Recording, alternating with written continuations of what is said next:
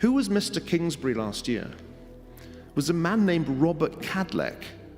Robert Cadleck was the Assistant Secretary for Preparedness at the Department of Health and Human Services. It was his job. And he was therefore the man who oversaw the 36-page pandemic preparedness plan that came out in 2018. But not long after it was published, Robert Cadleck gave a talk at the University of Texas. And a friend of mine, Philip Zelikow, found this talk, and he sent it to me. There's a video. And in the talk, the Assistant Secretary for Preparedness says, if we don't have a real insurance plan against a pandemic, we're going to be SOL if there is one. Now, I didn't know what SOL meant, because it's an American military acronym, and it's short for shit out of luck. We're going to be whistling in the wind a bit, said Cadleck. This was just after they published the pandemic preparedness plan. So do us about that kind of thing. It asked the question, why, given that we know so much more scientifically than any previous generation, that we can sequence the genetic structure of a virus in a matter of hours and devise highly efficacious vaccines even in days. And yet, somehow, with all our knowledge, we still cannot bring this disease under control. And the answer cannot simply be that some governments are led by incompetent populists. That is not a sufficient explanation. Somewhere in the Pentagon, there is a 36-page cyber attack preparedness plan. And my guess is that it will be about as good as the pandemic preparedness plan when the cyber attack happens. The final insight of the book is that it is better to be generally paranoid, to be open to a whole range of possible disasters, than to be meticulously prepared for the wrong disaster. You do not get the disaster that you want. You get the disaster that history, the great ironical God, gives you. So I think one of the reasons that we did badly last year was Mr. Kingsbury and Mr. Cadleck and all the other people whose job it was who did it badly. But there's another reason, and that is, more than in any recent pandemic, more than in 1957, crazy ideas proliferated from the outset about the virus, about treatments, about vaccines. So last year, I was kind of obsessed with the pandemic, beginning in January. I went to the Davos World Economic Forum and they were all talking about climate change, and I'm going, no, there's a pandemic, now! So it was just so maddening. You can't imagine running around the conference centrum in Davos and they're all having their sessions about climate change, and you're saying, the pandemic has begun. There are 4 people from Wuhan in the list of participants. I was obsessed with it after that. So I was reading as much as I possibly could read of the literature that was being produced in multiple institutions with countless scientists in a whole range of different disciplines, from virology all the way across to network science.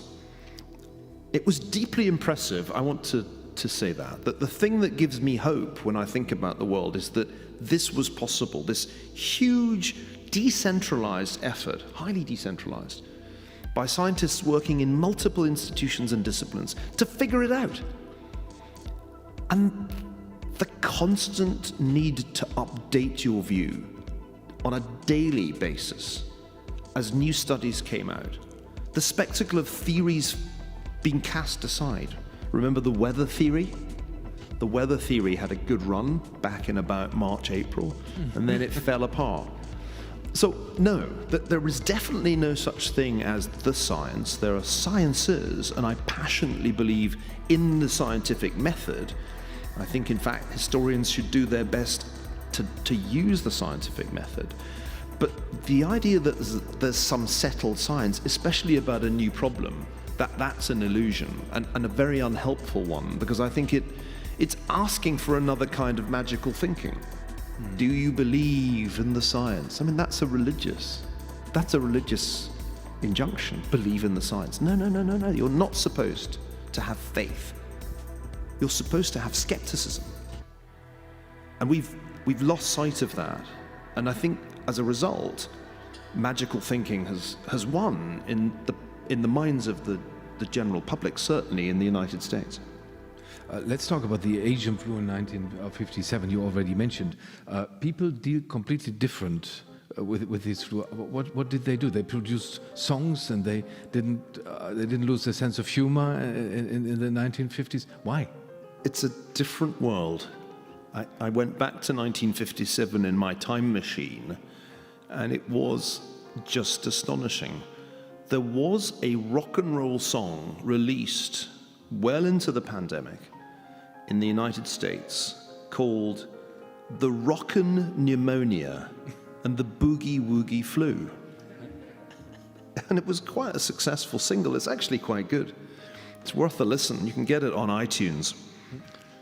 And that world of 1957 was a different world because people were accustomed to the risk of infectious disease as something that could shorten your life. They were more worried about polio, actually, than the Asian flu. It was a world in which a really large proportion of adult men had fought in World War II, including, of course, the president at that time, but most of the senior government officials had been in the war. And there was a structural difference, too.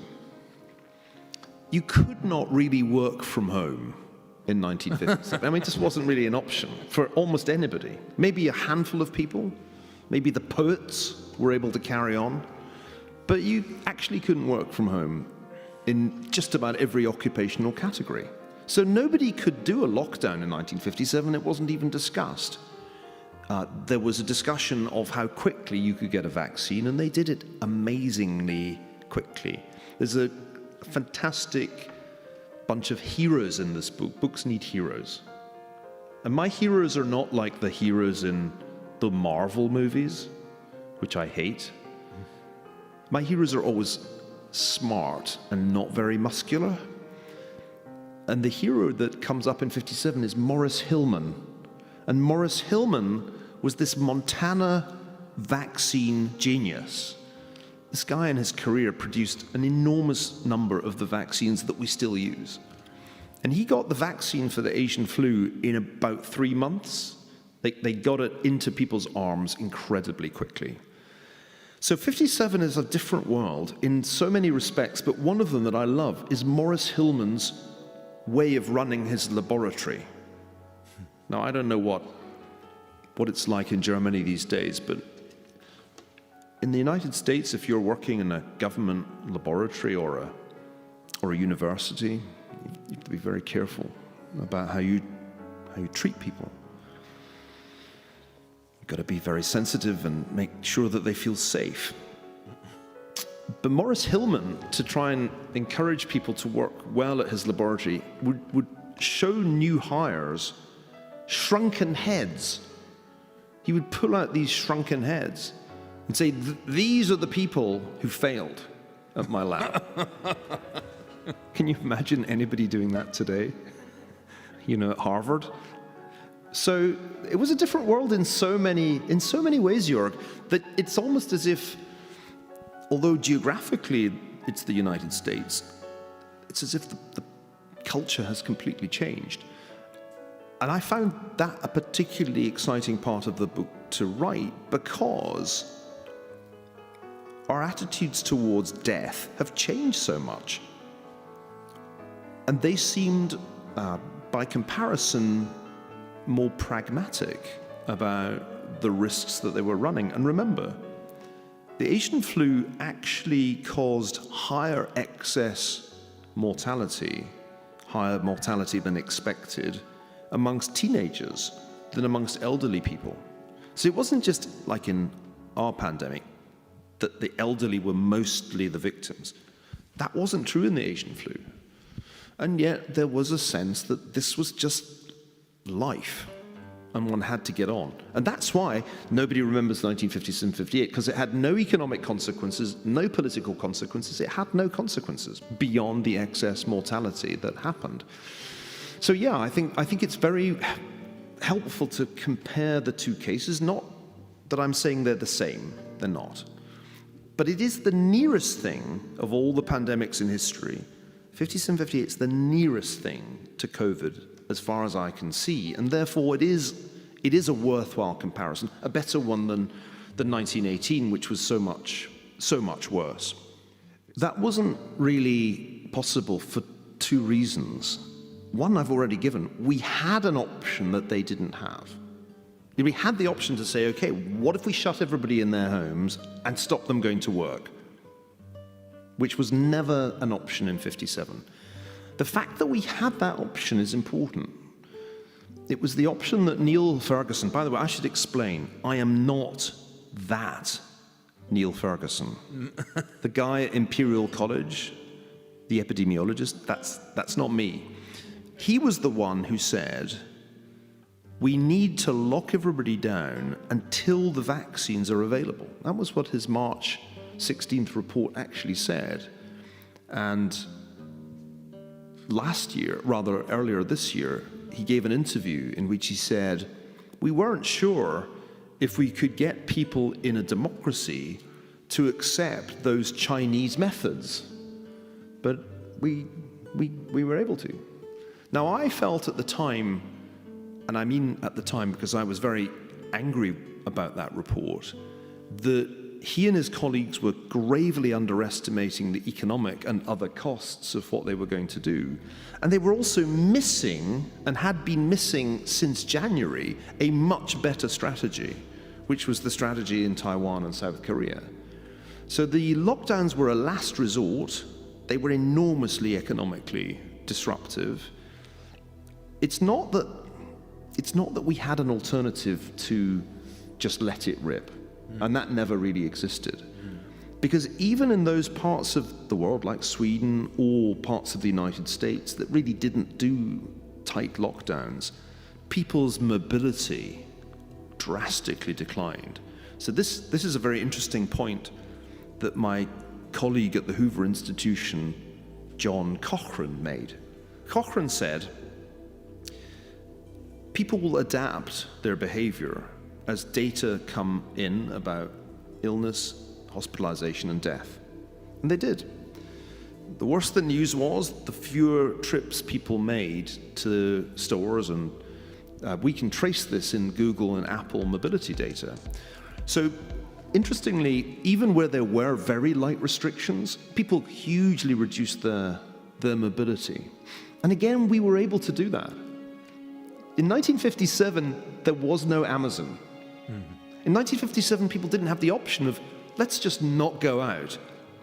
And that's the thing that really hit me as I was writing the book. The reason we caused a huge economic shock last year was because we could. The reason they didn't in 57 was because it wasn't an option. So it's not a moral thing. It's not like we're wimps and they were tough. That's the wrong way to think about it. It's more that we had these options, and therefore we exercised them, underestimating, I think, the kind of cascade of economic and social consequences that they would have. A holy mess, like you called it, out of the COVID pandemic. What is the main reason for that? Well, I think that if you take a step back and ask, well, what really were the decisive variables? You realize quickly that it can't just be that some countries had populist leaders and others didn't. That doesn't work, because so many countries that did really badly, like Peru or Belgium, they didn't have populist leaders. So that feels like a false hypothesis to me. I think the best answer is that very few countries, except a handful in Asia, properly learnt the lesson of SARS. And the lesson of SARS was, if a coronavirus evolved that was less deadly than this, more contagious but less deadly, it would be really hard to deal with. Most of the health bureaucracies in the Western world, and I include Latin America as well as Europe and North America, were really set up for another influenza. And that was the model that the US and British public health experts had in their minds, because they'd seen that movie before. Whereas the South Koreans and the Taiwanese understood that a coronavirus would be different. The biggest difference is the super spreader problem, that basically 80% of infection is done by 20% of people. And it happens in specific locations, like crowded indoor events, exactly like this one. Uh-oh. But in a virgin population without any previous infection and without any vaccination, a crowded indoor environment is perfect for this particular disease. So this dispersion factor, which is really the key to understanding COVID, this low dispersion factor, the super spreaders, they got that in Taiwan and they got it in South Korea, and they knew the importance of something Larry Brilliant said in his TED talk about pandemics. He said, in the face of a new pathogen, the two most important things are early detection and early action. And that was the opposite of what we did in the US. It was like, we don't need tests. Tests. And as for action, there was no action until actually the first action was paradoxically by Trump. And it was Trump who said, let's stop the planes coming from China. And he was criticized for that very, very bitterly in the New York Times. And although it was too late and it wasn't perfect, it was actually at least directionally the right thing to do.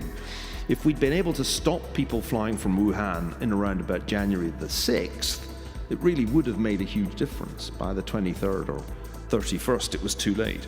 So I think ultimately there was a failure to process the implications of SARS, and that was just a general failure in most Western countries. Now, I could go on and offer you some further thoughts. I think most developed economies have a bureaucracy problem. And when they got into the shortage of masks, these things that we all carry around with us now, whereas in the US, the public health bureaucracy lied at first. They lied. They said, oh, you don't need masks. Don't worry about masks. No need for masks. Because they knew there weren't enough. But in Taiwan, they admitted, we don't have enough masks. We need to get them to the health professionals. Let's use software to make sure that the masks get to the right people. That's the way to do it. So I came away from my visit to Taiwan, which was just before the pandemic, thinking, you know what? There is a way to deal with Mr. Kingsbury, and that is to shine some bright light on what he is doing, using technology to make public services faster acting. And it was the speed of the Taiwanese response that really impressed me.